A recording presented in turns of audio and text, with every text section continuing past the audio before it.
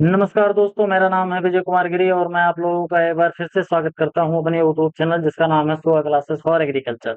दोस्तों, आज हम लोग पढ़ेंगे फंडामेंटल्स ऑफ एग्रीकल्चर, जिसको हम क्या बोलते हैं, कृषि विज्ञान के मूलभूत सिद्धांत। इसमें हम लोग सस्य विज्ञान में क्रॉपिंग सिस्टम के बारे में और क्रॉपिंग पैटर्न के बारे में पढ़ेंगे। इससे रिलेटेड बहुत ढेर सारे क्वेश्चन पूछे जाते हैं, तो इसको मैं आप लोगों को पढ़ाने वाला हूँ। इसको भी मैं आप लोगों को बाईलिंगुअल ही पढ़ाऊंगा, हिंदी में भी मिलेगा और इंग्लिश में भी मिलेगा। और ये जो सीरीज चल रही है, ये सीरीज आपको शाम को 4 बजे आपको मेरे यूट्यूब चैनल पर मिलेगी। तो ये दो टॉपिक मैं इस लेक्चर में कवर करने वाला हूँ। तो चलिए शुरू करते हैं। मैं पढ़ाना शुरू करूँ उससे पहले मैं आप लोगों को बता देता हूँ कि मैंने एक अल्टीमेट एग्रीकल्चर का कोर्स लॉन्च कर रखा है, जिसमें आपने बीएससी एग्रीकल्चर करते समय जो भी सब्जेक्ट पढ़े होंगे, यहाँ पर सभी सब्जेक्ट दिए गए हैं। ये सभी सब्जेक्ट आपको बिल्कुल बेसिक से लेके एडवांस लेवल तक अच्छे तरीके से आपको तैयारी कराई जाएगी। और हर लेक्चर का आपको यहाँ पर पीडीएफ नोट्स भी प्रोवाइड कराया जाएगा, जो कि बाईलिंगुअल होगा, हिंदी और अंग्रेजी दोनों भाषाओं में होगा। जिसको पढ़ लेने के बाद आप कोई भी वनडे एग्जाम, चाहे वो कोई स्टेट गवर्नमेंट का वनडे एग्जाम या फिर सेंट्रल गवर्नमेंट की किसी वैकेंसी का वनडे एग्जाम हो, चाहे एग्जाम जो है वो डिस्क्रिप्टिव वे में ले रहा हो या फिर ऑब्जेक्टिव टाइप क्वेश्चन उसमें आते हो, यानी कि चाहे विस्तृत उत्तरीय लिखने वाला क्वेश्चन हो या फिर आपका ऑब्जेक्टिव टाइप का क्वेश्चन हो, तो अगर आप अच्छे से तैयारी करना चाहते हैं, आपको कहीं इधर उधर भटकना नहीं है, तो आप इस क्यूआर कोड को स्कैन करिए और मात्र 1,000 रुपए का पेमेंट करिए। इसके बाद मेरी गारंटी है और पूरी की पूरी मेरी जिम्मेदारी रहेगी आपको अच्छे तरीके से इसको तैयार कराना और तैयार करा के आपको एग्जाम क्वालिफाई कराना। मैंने इतने अच्छे तरीके से इसको बनाया है, पूरे 1 साल का ये कोर्स होने वाला है। तो इसको अगर आप खरीदोगे तो ये मेरी गारंटी है कि आपको कहीं अलग से कुछ भी खरीदने की जरूरत नहीं पड़ेगी, एक बुक भी नहीं खरीदनी पड़ेगी। मैं जितना आपको पढ़ा दूंगा उतना मोर देन इनफ होगा कोई भी एग्जाम को क्वालिफाई करने के लिए। तो अगर आपको इसको परचेज करना है तो इस क्यूआर कोड को स्कैन करके परचेज कर लीजिए, या फिर आप हमें कोर्स से रिलेटेड कोई भी जानकारी अगर प्राप्त करना चाहते हैं तो मेरा व्हाट्सएप नंबर है, इस व्हाट्सएप नंबर पर आप मैसेज करके भी कोर्स से रिलेटेड जानकारी प्राप्त कर सकते हैं।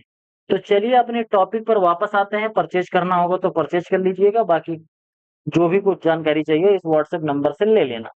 टॉपिक पर वापस आते हैं। टॉपिक हमारा जो है वो है क्रॉपिंग सिस्टम और क्रॉपिंग पैटर्न, जिसमें सबसे इंपॉर्टेंट जो है वो है हमारा शिफ्टिंग कल्टीवेशन या फिर झूमिंग कल्टीवेशन, जिसको हम स्थानांतरित कृषि या फिर झूमिंग कृषि कहते हैं। कैसे होता है, ऐसे ध्यान से समझना। स्थानांतरित कृषि जिसमें भूमि चक्रण या फिर झूमिंग भी कहा जाता है। इसमें यह एक ऐसी प्रणाली है जिसमें जंगल की भूमि को साफ करके खेती की जाती है। कुछ वर्षों के बाद जब मिट्टी की उत्पादन क्षमता कम हो जाती है या फिर खत्म हो जाती है, तो खेत को एक नई साफ की गई भूमि पर स्थानांतरित कर दिया जाता है। यहाँ फसल अक्सर चावल वही रहती है, यानी कि फसल हमेशा वही रहती है, अक्सर चावल की खेती करते हैं, लेकिन भूमि को बदल दिया जाता है। यह प्रथा भारत के जो उत्तर पूर्वी राज्य जैसे झारखंड है, कुछ मध्य प्रदेश के जो पहाड़ी क्षेत्र हैं, यहाँ पर भारी मृदा अपरदन का कारण भी होता है। ये करते हैं, ध्यान से समझना। ये हमारे पास क्या है, ये जंगली जमीन है, हमारे पास जंगल है, यहाँ ढेर सारे पेड़ पौधे झाड़ियां और तमाम श्रब यहाँ पर लगे हुए हैं। क्या करेंगे, इतने पार्ट को हम जला देंगे और यहाँ के पेड़ को काट के बिल्कुल साफ कर देंगे। अब इतना पार्ट जब साफ हो गया तो बार बार हम इसमें खेती करते रहेंगे, ठीक। अब जब हम बार बार इसमें खेती करते रहेंगे तो बार बार खेती करने से क्या होता है कि इसमें जो मिट्टी की उत्पादन क्षमता है वो घट जाती है। और जब मिट्टी की उत्पादन क्षमता इस भाग में घट गई तो हम क्या करेंगे, फिर अगले भाग में फिर इतनी दूर हम साफ कर लेंगे और यहाँ पर फिर खेती करने लगेंगे। 2-3 साल यहाँ खेती करी, इसके बाद जैसे यहाँ प्रोडक्शन हमारा घट गया, हमने फिर इतना दूर और साफ कर लिया, अब यहाँ पर खेती कर रहे हैं। ये वाला जो पार्ट था इस पार्ट को हमने छोड़ दिया। फिर आने वाले 5, 6, 10, 20 साल में यहाँ पर फिर से जैसे जंगल था उसी तरीके से फिर से यहाँ पर जंगल हो जाएगा, ग्रो हो जाएगा फिर से। अब यहाँ पर भी हम खेती करते रहेंगे और कई साल खेती करने के बाद यहाँ भी प्रोडक्शन घट जाएगा, तो हम यहाँ पर फिर साफ करके यहाँ खेती करेंगे। इस तरीके से जंगल में हम झूम झूम के खेती करते रहते हैं। झूम झूम के मतलब घूम घूम के खेती करते रहते हैं। तो इसको हम क्या बोलते हैं, झूमिंग कल्टीवेशन। इसमें जो हमारी फसल होती है वो तो निश्चित रहती है, जैसे चावल के हर साल हम चावल ही ग्रो कर रहे हैं, लेकिन हम लैंड को क्या करते रहते हैं, रोटेट करते रहते हैं। जैसे पहले हमारा खेत यहाँ था, फिर बाद में हमारा खेत यहाँ हो गया, आगे चलकर हमारा खेत यहाँ हो जाएगा, फिर यहाँ हो जाएगा, ऐसे बार-बार हम खेत को चेंज करते रहते हैं। ये जो प्रक्रिया है, ज़्यादातर जो नॉर्थ ईस्ट वाले रीजन है, झारखंड झारखंड और इंडिया के जो नॉर्थ ईस्ट वाले रीजन है, इसके साथ-साथ जो झारखंड और मध्य प्रदेश है, यहाँ पर किया जाता है। अब इस तरीके की खेती करने से एक प्रॉब्लम भी होती है, इससे मृदा अपरदन ज़्यादा होता है, सॉइल इरोजन जिसको कहते हैं। क्यों? क्योंकि इससे हमने जंगल को काट दिया, तो एक तो डिफॉरेस्टेशन हो गया, जंगल काट दे रहे हैं, पेड़-पौधे काट दे रहे हैं, तो इससे प्रदूषण भी होता है, वायु प्रदूषण होता है, ग्लोबल वार्मिंग बढ़ती है, ये सब आप जानते ही होंगे। अब जब हम इसको बार-बार खेत को काट रहे हैं, अब यहाँ पर हमने पेड़-पौधों को काट दिया और काट के यहाँ पर जो मिट्टी थी हमारी बिल्कुल अब खुली हो गई, बिल्कुल साफ मिट्टी हो गई। अब अगर बरसात होगा तो यहाँ की मिट्टी पे, क्योंकि पहले तो झाड़ियाँ हुआ करती थी और इसके साथ-साथ यहाँ पर क्या कहते हैं, पेड़-पौधे हुआ करते थे। तो अब इस समय यहाँ पर ये कुछ चीज़ें हैं नहीं, 5-6 साल के लिए जब तक दोबारा ग्रो नहीं होगा तब तक तो कुछ यहाँ रहेगा नहीं। तो उस कंडीशन में जब बरसात होगी तो बरसात का जो पानी है वो डायरेक्ट मिट्टी पे पड़ेगा और मिट्टी को अपने साथ पानी के साथ बह के चला जाएगा। मिट्टी बह के चली जाती है तो इसको सॉइल इरोजन बोलते हैं। तो झूमिंग कल्टीवेशन या फिर स्थानांतरित खेती या फिर शिफ्टिंग कल्टीवेशन की वजह से सॉइल इरोजन वाली प्रॉब्लम बहुत होती है। इसको रोकने के लिए झूमिंग कल्टीवेशन को गवर्नमेंट रोकने का प्रयास कर रही है, किसानों को जागरूक कर रही है कि भैया ये झूमिंग कल्टीवेशन नहीं करो, नहीं ऐसे झूमते रहोगे तो हमारी जो मिट्टी है वो तो खराब हो ही गी, मिट्टी का कटाव तो होगा ही और साथ में हमारे पास जो जंगल है उसकी भी जो जंगल का जो क्षेत्रफल है वो भी घटता जाएगा, जंगल हमारे पास कम होते जाएँगे, पेड़-पौधे घटेंगे, तो हमारे लिए ग्लोबल वार्मिंग की जो प्रॉब्लम है वो भी बढ़ जाएगी। आगे है क्रॉप रोटेशन, ध्यान से समझना।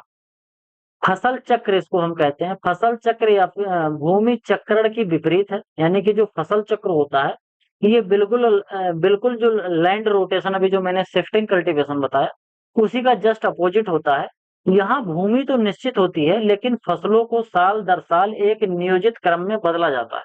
उदाहरण के लिए एक वर्ष हमने चावल और गेहूँ की खेती करी, मूँग की खेती करी है और अगले साल चावल, सरसों, मिर्च का खेती करी है। यह जो प्रथा है, मिट्टी की उर्वरा क्षमता को बनाए रखने में मदद करता है और मिट्टी को सुधारने में, मृदा अपरदन को रोकने में, नमी का संरक्षण करने में और खेत की आय को, जो हम एग्रीकल्चर करते हैं, उससे जो हमें आय प्राप्त होती है, उसको स्थिर रखने में हमें मदद मिलती है। यह एक आधुनिक वैज्ञानिक कृषि का एक प्रमुख सिद्धांत है, जिसको हम क्रॉप रोटेशन बोलते हैं। इसको ध्यान से समझना, जैसे हमारे पास ये खेत है, इस खेत में हमने क्या किया, पहले साल तो हमने इसमें चावल लगा दिया, चावल काटा, चावल के बाद हमने गेहूँ लगा दिया, फिर गेहूँ की कटाई करी और मूँगफली लगा दी। सॉरी, मूँगफली नहीं, मूँग की खेती कर ली। अब हमने क्या किया, चावल, गेहूँ और मूँग, एक साल में हमने ये 3 फसलें ग्रो कर ली, एक ही खेत में। अब जब हमारा दूसरा साल आया, तो हमने क्या किया, चावल की जगह पर हमने चावल लगाया, कोई दिक्कत नहीं, गेहूँ की जगह पर हमने सरसों लगा दिया, ठीक? और यहाँ पर मूँग की जगह पर हमने क्या लगा दिया, मिर्च की खेती कर ली। तो इस तरीके से हमने फसल बदल दिया, गेहूँ को सरसों से बदल दिया और मूँग को मिर्च से बदल दिया अगले साल। तो इसमें हमने क्या किया, क्रॉप को रोटेट कर दिया, तो इसीलिए इसको क्या बोला जाता है, क्रॉप रोटेशन बोला जाता है, समझ गए? यानी कि इसमें ज़मीन तो हमारी फिक्स रहती है, खेत फिक्स रहेगा, लेकिन साल दर साल हम इसमें फसल को चेंज करते रहते हैं। जैसे रबी के सीजन में एक बार गेहूँ लगाए थे, तो अगली बार गेहूँ ना लगाकर हमने सरसों लगा दी। मूँग की खेती करी थी तो मूँग ना लगाकर हमने मिर्च की खेती कर दी। इसको हम क्या बोलते हैं, क्रॉप रोटेशन बोलते हैं। क्रॉप रोटेशन के फायदे के बारे में बात करें तो a suitable crop rotation is the key to modern scientific agriculture. It ensure a balance program of work for farmer throughout the year and aim to produce maximum yield while maintaining long-term soil productivity. It also helps check soil erosion and conserve moisture. ध्यान से समझना, जैसे अभी मैंने आपको पिछले slide में बोला था कि ये सभी चीजें होती हैं, जैसे मृदा अपरदन रुक जाएगा, मिट्टी की उर्वरा क्षमता हमेशा बनी रहेगी, नमी का संरक्षण होगा, खेती से हमको एक परमानेंट आय मिलती रहेगी। तो ये सभी चीजें हमको फायदे के रूप में प्राप्त होती हैं। एक खेत में जब हम एक साल में 3 फसल 4 फसल लगाएंगे, तो हमारे पास खेत में कुछ ना कुछ काम होगा और अलग-अलग फसल हम जब ग्रो करेंगे, तो अलग-अलग फसल हम बेचेंगे और अलग-अलग फसल जब बेचेंगे तो हमको अलग-अलग प्रोडक्शन मिलेगा, अलग-अलग हमको आय मिलेगा, अलग-अलग हमारा फायदा होगा। साथ में जब हम फसल को चेंज करते रहते हैं साल दर साल, तो इससे जो मिट्टी की उर्वरा क्षमता है वो लंबे समय तक बनी रहती है, सॉइल की जो प्रोडक्टिविटी है वो बनी रहती है। और इसके साथ-साथ हम इसमें मैक्सिमम जो हमारा प्रोडक्शन है, उसको कर पाते हैं। तो यही सब बेनिफिट होते हैं, एक अच्छा-सा अगर हम क्रॉप रोटेशन अपनाते हैं। आगे है हमारा सस्टेनेबल एग्रीकल्चर, जिसको हम इको फार्मिंग बोलते हैं। हिंदी में बोले तो टिकाऊ कृषि या फिर पर्यावरण अनुकूल खेती भी इसको कहा जाता है। The concept of sustainable agriculture emerged because yields from modern farming technique were reaching a plateau. Furthermore, there were growing environmental problems due to the excessive use of chemical fertilizer and the process of pesticide residue in the food chain. ध्यान से समझना। जब हमने commercial agriculture करना start किया, यानी कि जब हमने व्यावसायिक खेती करनी स्टार्ट की, व्यावसायिक खेती करने का सीधा मतलब ये होता है कि इसमें जो किसान खेती करता है, तो किसान के दिमाग में ये चीज होती है कि हमको मैक्सिमम प्रोडक्शन लेना है। जब हमको मैक्सिमम प्रोडक्शन और मैक्सिमम आय प्राप्त करनी होती है खेती करके, तो उसको हम कॉमर्शियल एग्रीकल्चर बोलते हैं। जब किसानों ने ये सोचा कि हम एक कॉमर्शियल एग्रीकल्चर अपनाएंगे, तो उस पर क्या किया किसानों ने, हाई यील्डिंग वेराइटी का इस्तेमाल किया। इसके साथ-साथ अंधाधुंध जो रासायनिक उर्वरक हैं, जैसे डाई है, यूरिया है, इसके साथ-साथ हमारा सिंगल सुपर फास्फेट है, पोटाश है, जिंक सल्फेट है। तो डिफरेंट डिफरेंट टाइप के जो रासायनिक उर्वरक हैं, इनका हमने इस्तेमाल अंधाधुंध अपने खेतों में किया। अब जब अंधाधुंध इसका हमने उपयोग किया, तो हमारी जो मिट्टी की प्रोडक्टिविटी थी, वो घट गई। मिट्टी धीरे-धीरे बीमार होने लगी। मिट्टी के अंदर जो महत्वपूर्ण जो बेनिफिशियल माइक्रो ऑर्गेनिज्म हुआ करते थे, उनकी संख्या भी घटती चली गई। अब इसके साथ-साथ हमने खरपतवार को कम करने के लिए, इंसेक्ट और पेस्ट को मारने के लिए हमने ढेर सारी मात्रा में हर्बिसाइड और पेस्टिसाइड, ढेर सारे केमिकल का यूज़ किया। अब जब हमने उन केमिकल्स का यूज़ किया, तो वो जो केमिकल्स थे, वो हमारे फूड चेन में आ गए। जैसे हमने गेहूँ में किसी कीट को मारने के लिए एक पेस्टिसाइड का इस्तेमाल किया। अब गेहूँ की पत्तियों ने उस पेस्टिसाइड को एब्ज़ॉर्ब कर लिया और एब्ज़ॉर्ब करके उसको स्टोर कर लिया, गेहूँ का जो ग्रेन था। गेहूँ के ग्रेन का फिर आटा बना और उस आटे को हमने खाया, तो जो पेस्टिसाइड था, वो हमारी बॉडी में आ गया। तो हमारी बॉडी में आएगा तो हमको भी नुकसान करेगा। तो इस तरीके से जो केमिकल हैं और जो तमाम प्रकार के जो पेस्टिसाइड और फर्टिलाइज़र हम यूज़ करते हैं, वो मिट्टी के साथ-साथ हमारे फूड चेन में पहुँच गए और उस फूड को जितने लोग खा रहे हैं, आदमी खा रहे हैं तो उनको नुकसान पहुँचा रहा है, जो जानवर खा रहे हैं तो उन्हें भी नुकसान पहुँचा रहा है। तो इस तरीके से ज़्यादा प्रॉब्लम होने लगी। साथ में जो लीच आउट होके न्यूट्रिएंट जब नीचे जाते हैं, तो हमारे जो ग्राउंड वाटर है, वो भी दूषित होने लगा। ये जो पेस्टिसाइड है और केमिकल्स जो हैं, ये जब पानी के साथ घुल के ज़मीन के नीचे चले जाते हैं, तो हमारा जो अंडरग्राउंड वाटर है, उसको भी दूषित करते हैं। तो ये समस्याएँ जब होने लगी, तो कहा गया क्या कि हमको एक ऐसा मेथड यूज़ करना चाहिए, जिससे कि ये जो सभी प्रॉब्लम हो रही है, जो हम अपने वातावरण को इतना ज़्यादा नुकसान कर रहे हैं, इस वातावरण को बिना नुकसान पहुँचाए हम अच्छे तरीके से खेती कर पाएँ, जो हमारा पर्यावरण है, इसमें जो समस्याएँ बढ़ी हैं, इनको हम कम करें। जैसे ग्लोबल वार्मिंग बढ़ रही है, इसके साथ-साथ जो भी मैंने बताया, जल दूषित हो गया, नदियाँ दूषित हो गई हैं, हमारा जो फूड ग्रेन है, वो दूषित हो गया, उतना ज़्यादा शुद्ध नहीं रह गया है। जो न्यूट्रिशनल वैल्यू है, वो बहुत अच्छी नहीं रह गई है। पोषक तत्व की कमी हो गई है, खाने में स्वाद नहीं आता है। तो ये सभी जो प्रॉब्लम्स हैं, इनको कम करने के लिए या इनको हटाने के लिए सस्टेनेबल एग्रीकल्चर या फिर इको फार्मिंग सिस्टम का इस्तेमाल किया जाना अब सुनिश्चित किया जा रहा है। गवर्नमेंट इस पे काफ़ी ज़्यादा जोर दे रही है, जिसको हम परंपरागत कृषि भी बोलते हैं। इसके साथ-साथ sustainable agriculture, eco farming, natural farming, organic farming, ये सब एक-दूसरे से मिलते-जुलते शब्द हैं, जिनका प्राइमरी जो ध्येय होता है, जो मेन उद्देश्य होता है कि हम केमिकल फर्टिलाइज़र का उपयोग नहीं करेंगे, किसी भी तरीके का कोई भी केमिकल अपने खेत में उपयोग नहीं करेंगे और जितना प्रोडक्शन हम पहले लेते थे, उतना ही प्रोडक्शन अब भी लेंगे। कैसे? केमिकल फर्टिलाइज़र की जगह पर हम जो बायो फर्टिलाइज़र हैं, उनका इस्तेमाल करेंगे, जैसे अज़ोला है, राइज़ोबियम है, ब्लू ग्रीन एल्गी है, अलग-अलग बायो फर्टिलाइज़र का इस्तेमाल करेंगे। कीट-पतंगों को रोकने के लिए हम इंटीग्रेटेड पेस्ट मैनेजमेंट का इस्तेमाल करेंगे, जो बायोलॉजिकल एजेंट है उनका इस्तेमाल करेंगे, मैकेनिकल और फिजिकल मेथड का इस्तेमाल करेंगे कीट-पतंगों को रोकने के लिए। जिससे कि हमारा जो प्रोडक्शन है वो भी बना रहे। ऐसा नहीं कि हमने केमिकल लगाना छोड़ दिया और हमारे खेत का प्रोडक्शन तुरंत घट गया, तो इससे तो हम भूखे मर जाएंगे। तो ऐसा भी ना हो, धीरे धीरे हम ट्रांजिशन पीरियड में थोड़ा थोड़ा कम करते जाएंगे, और जो हमारे पास और अलग अलग जो लेटेस्ट टेक्नोलॉजीज है इनका इस्तेमाल करते जाएंगे, जिससे कि हमारा प्रोडक्शन भी ना घटे। जितना प्रोडक्शन हम अभी ले रहे हैं उतना ही प्रोडक्शन ले, या फिर उससे ज्यादा प्रोडक्शन हमें उसी खेत में मिले, और जो मिट्टी की उर्वरा क्षमता है वो भी बढ़े, और वो भी सुधरी रहे, मिट्टी खराब ना हो हमारी खेत की। और इसके साथ साथ जो केमिकल और पेस्टिसाइड है इसको भी हम उपयोग ना करें। इसी को हम बोलते हैं सस्टेनेबल एग्रीकल्चर। आगे है हमारा टाइप ऑफ एग्रीकल्चर का कंपैरिजन करें तो एक सस्टेनेबल एग्रीकल्चर है, एक कॉमर्शियल फार्मिंग होता है, और एक सस्टेनेबल एग्रीकल्चर, एक सब्सिस्टेंस एग्रीकल्चर होता है जिसको जीवन निर्वाह कृषि बोलते हैं, एक वाणिज्यिक खेती बोलते हैं, एक टिकाऊ खेती। जीवन निर्वाह खेती का सीधा सीधा यही काम होता है, वो केवल अपने लाइफ को सस्टेन करने के लिए किया जाता है। सीधा सीधा ऐसे समझो कि हम अपने परिवार की जो आवश्यकताएं हैं इसको पूरा करने के लिए थोड़ा सा हमारे पास खेत है, और थोड़ा सा ही हम प्रोडक्शन करें, थोड़ा मेहनत करेंगे, थोड़ा ही प्रोडक्शन करेंगे, तो इसको बोलते हैं सबसिस्टेंस खेती। बोले तो जीवन निर्वाह खेती। पहले समय पर जब कॉमर्शलाइजेशन नहीं हुआ था खेती का, तो लोग इसीलिए खेती करते थे कि वो उनका जो खुद के जो परिवार हैं उनका वो पालन पोषण कर ले जाएं। उनका जो काम होता था वो ऐसा नहीं होता था कि हम इसको बेचेंगे और प्रॉफिट कमाएंगे। प्रॉफिट कमाना उनका उद्देश्य नहीं होता था, उनका प्राइमरी उद्देश्य होता था कि हम अपने जीवन का निर्वाह कर सकें।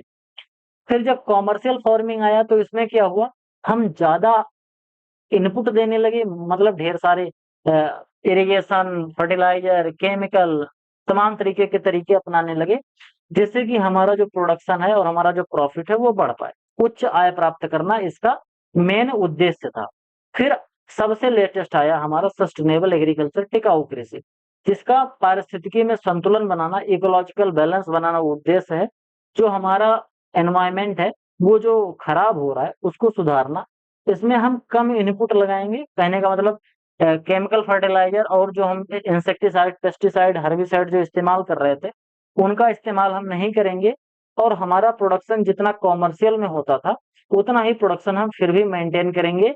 किसी अन्य अन्य जो हमारे पास ऑर्गेनिक या फिर जो हमारे पास इन्वायरमेंटल जो बेनिफिशियल जो कंपोनेंट है उनका इस्तेमाल करके हम प्रॉपर प्रोडक्शन अपना लेंगे। तो ये 3 तरीके के हमारे पास इस समय कृषि के प्रकार हैं। आगे है सस्टेनेबल एग्रीकल्चर, मैंने आप लोगों को बहुत डिटेल में बता दिया। टिकाऊ कृषि खेती का वह रूप है जो वर्तमान पीढ़ी की जरूरतों को पूरा करने के लिए पर्याप्त भोजन का उत्पादन करती है, और साथ ही भविष्य की पीढ़ियों के लिए जीवन समर्थन प्रणालियों को की पारिस्थितिकी संपत्ति और उत्पादकता को नष्ट नहीं करती है। प्राकृतिक खेती टिकाऊ कृषि का एक उत्कृष्ट उदाहरण है। ऐसी पारिस्थितिकी जैविक खेती या फिर परम पर्माकल्चर के रूप में भी इसको जाना जाता है। वही चीज अभी जो मैंने थोड़ी देर पहले बताया सस्टेनेबल एग्रीकल्चर, वही सब यहाँ पर कहा जा रहा है। आगे है cropping system, concept and objective. Cropping system क्या होता है?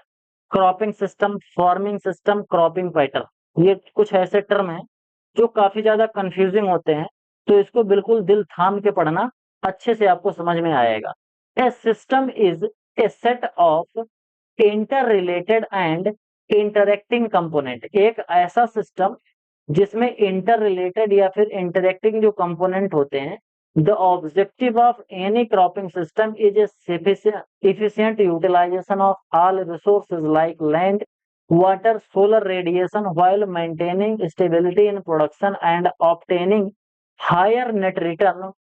The efficiency is measured by the quantity of produce obtained per unit of resources in a unit of time। ध्यान से समझें, क्रॉपिंग सिस्टम का क्या अर्थ होता है। क्रॉपिंग सिस्टम एक ऐसे प्रकार की प्रणाली होती है जिसमें जो इंटर रिलेटेड जो कंपोनेंट होते हैं उनको इस तरीके से मैनेज किया जाता है कि जिससे जो हमारा प्रोडक्शन है वो ज्यादा से ज्यादा हो सके।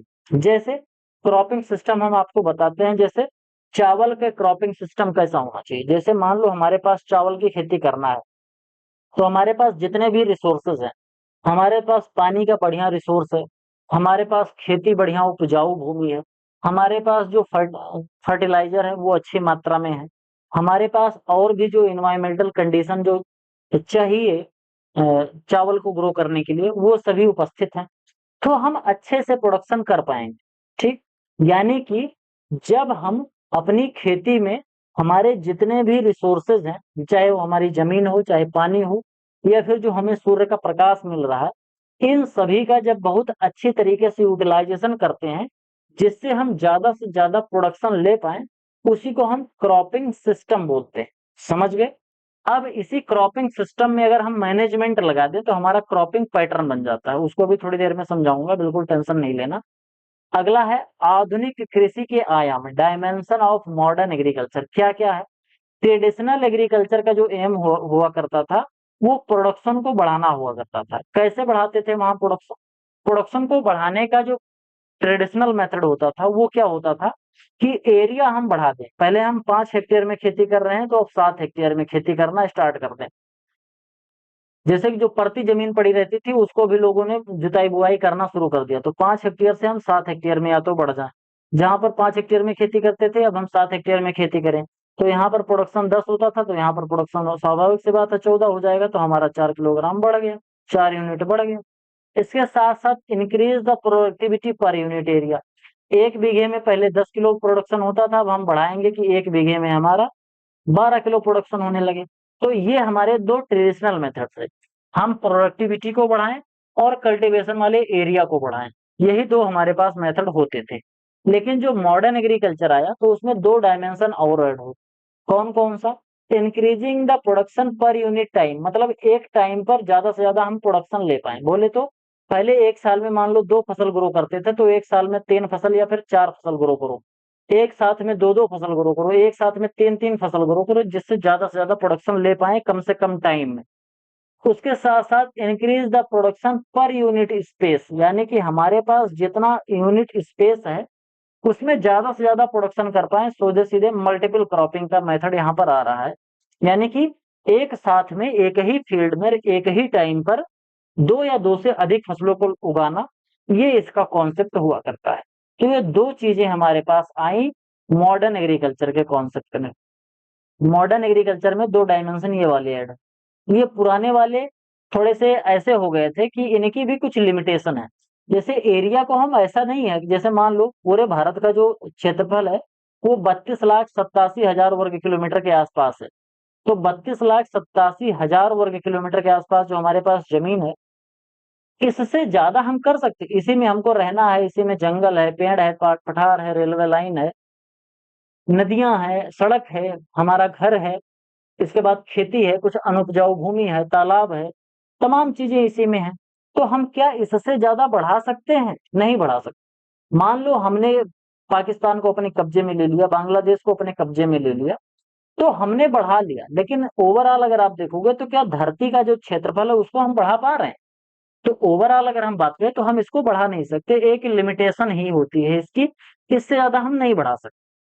पर यूनिट जो प्रोडक्टिविटी है इसको भी हम एक लिमिट तक बढ़ा सकते हैं। जैसे मान लो गेहूं का प्रोडक्शन इस समय 100 क्विंटल पर हेक्टेयर हो रहा है, तो 100 क्विंटल को हम बढ़ाकर 500 क्विंटल मान लो कर ले, लेकिन क्या ये हमारा 1,000 क्विंटल हो पाएगा? कभी नहीं होगा, कुछ भी हम कर डालें असंभव है। तो एक लिमिट से ज्यादा हम इसको भी बढ़ा नहीं सकते। तो हमारे पास यही है कि एक साथ 2 3 फसलें लगाएं, या फिर हम थोड़े थोड़ी अवधि वाली फसलें लगाएं, मतलब साल भर में 2 3 फसलें हम ग्रो कर ले जाएं और एक साथ 2 3 फसलें लगा ले जाएं। इससे हम अपना प्रोडक्शन बढ़ा सकते हैं। तो ये कुछ हमारे पास जो मॉडर्न जो एग्रीकल्चर के डायमेंशंस है ये आते हैं। आगे बात करते हैं pillar of modern cropping system. Modern cropping system के जो स्तंभ हैं वो कौन कौन से हैं? एक तो जीनोटाइप है, एक तो ज्योमेट्री ऑफ प्लांट है, उसके बाद मैनेजमेंट प्रैक्टिसेस है। ध्यान से समझना इसमें क्या क्या है। जीनोटाइप का सीधा सीधा मतलब होता है तो जेनेटिक मेकअप ऑफ सीड, यानी कि सीड का आनुवंशिक संरचना कैसा है। हाई यील्डिंग वेराइटी है, हाइब्रिड है, ज्यादा प्रोडक्शन देगा, डिजीज रेजिस्टेंस है, ड्रॉट रेजिस्टेंट है, एल्कलाइनिटी सैलिनिटी या फिर अम्लीय मिट्टी जो है इसके प्रति रेजिस्टेंट है, यानी कि इसको सह जाएगी, सहिष्णु फसल है, तो इसको हम बोलते हैं जीनोटाइप। ठीक, आगे है हमारा रोपड़ ज्यामिति या फिर जीनोटाइप ऑफ प्लांटिंग, किस तरीके की हम प्लांटिंग करें। प्लांटिंग करने का मतलब यानी कि शेप कैसा होना चाहिए, स्पेसिंग पैटर्न कैसा होना चाहिए लैंड में, और जिससे कि हम इसके पॉपुलेशन को बढ़ा सकें। कहने का मतलब पौधे से पौधे की दूरी हम कितनी रखें, प्लांट टू प्लांट डिस्टेंस, और रो टू रो हम डिस्टेंस कितनी रखें, इसी के बारे में यहाँ पर कहा जा रहा है क्रॉप ज्योमेट्री। ठीक, एक क्रॉप ज्योमेट्री होती है, प्लांट ज्योमेट्री होती है।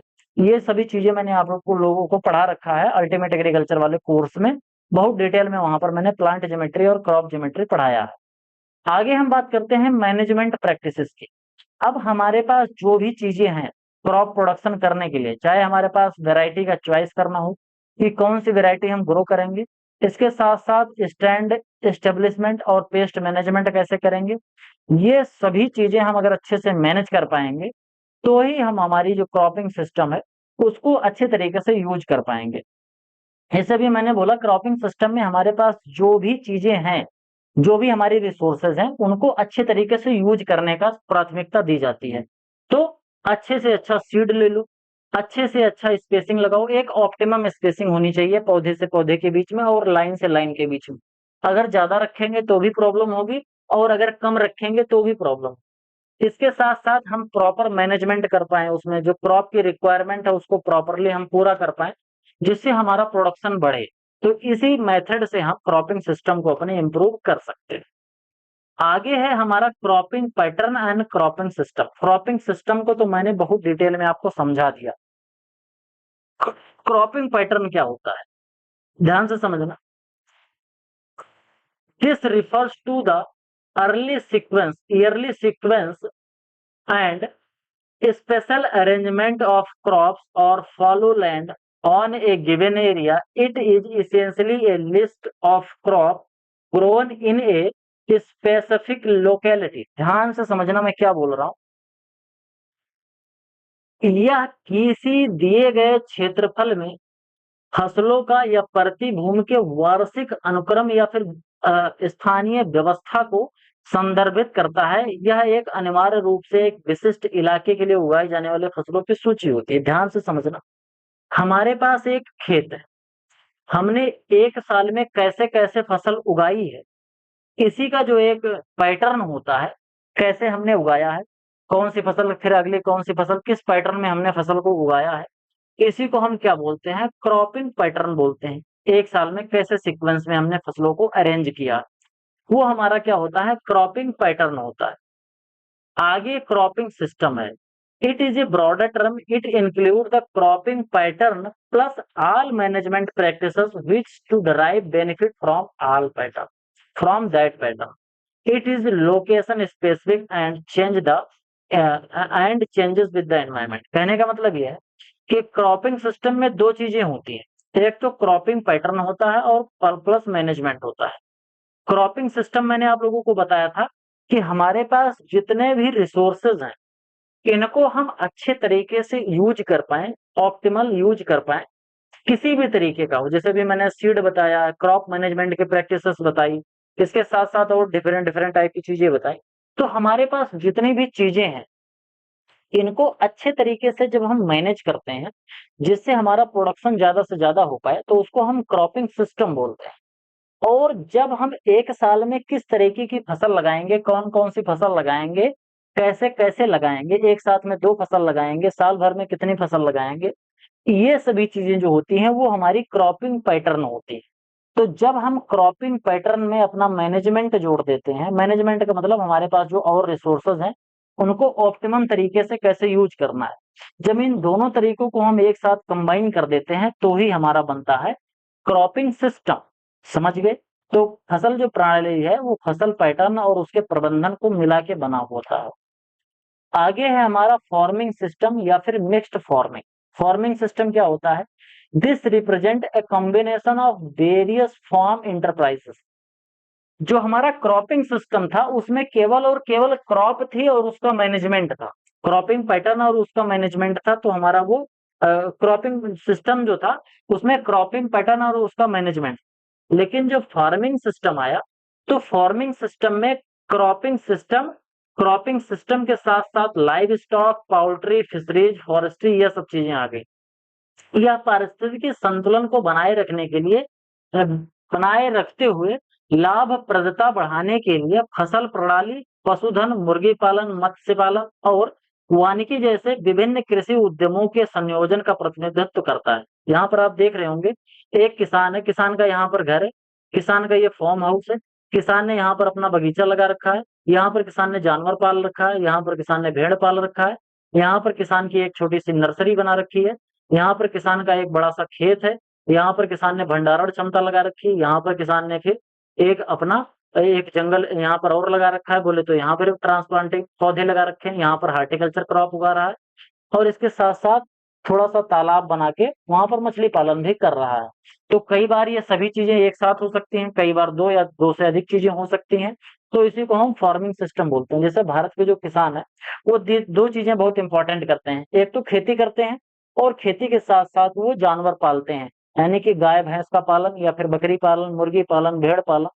तो दोनों कोई दो चीज या दो से अधिक चीज हम करते हैं तो उसे हम क्या बोलते हैं, फार्मिंग सिस्टम बोलते हैं। जैसे ध्यान से समझना, जैसे हमने गेहूं और हम खेती करते हैं, तो खेती करते हैं, जैसे मान लो हमने गेहूं की खेती करी, तो गेहूं का जो ग्रेन का प्रोडक्शन हुआ उसको हमने बेच दिया। अब अगर उसका जो भूसा बच रहा है, भूसे को हम क्या करेंगे, जानवर को खिलाएंगे, तो जानवर से हमको क्या मिलेगा, जानवर से फिर हमको दूध मिलेगा।